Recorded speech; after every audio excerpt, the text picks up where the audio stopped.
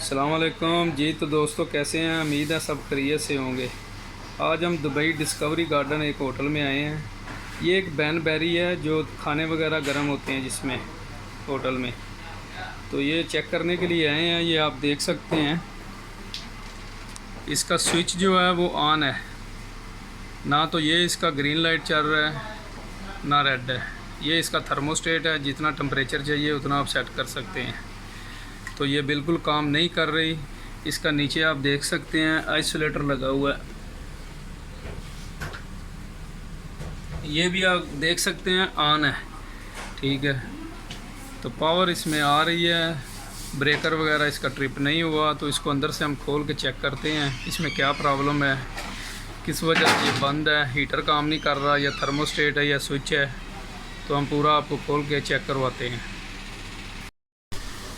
तो जी दोस्तों, हमने इसका कवर वगैरह ओपन कर लिया है। ये आप देख रहे हैं अंदर ये कंडक्टर लगा हुआ है, ये थर्मोस्टेट है हमारी, ये स्विच लगा हुआ है, ये दो हीटर हैं बैन बैरी के।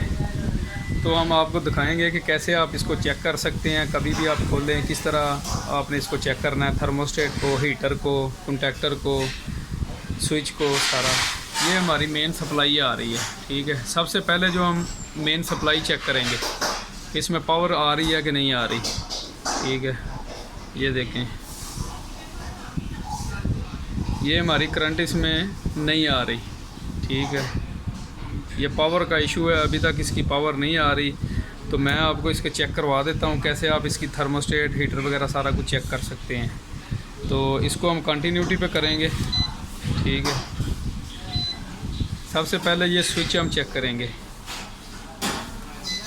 ये देखिए, ये कंटिन्यूटी पे बोल रहा है, मतलब ये सही है। उसके बाद ये हम थर्मोस्टेट चेक करेंगे। ये थर्मोस्टेट के दो पॉइंट हैं, ये देख सकते हैं। ये थर्मोस्टेट भी हमारी काम कर रही है, मतलब ये भी सही है। इसके बाद ये हीटर है, ये हीटर हम जो है ना चेक करेंगे। ये देखें, हीटर भी हमारा सही है। इसके बाद दूसरा हीटर है हमारा, हम उसको चेक करेंगे, ठीक है। ये देखें, इसकी भी कंटिन्यूटी जो है ना चल रही है, ठीक है।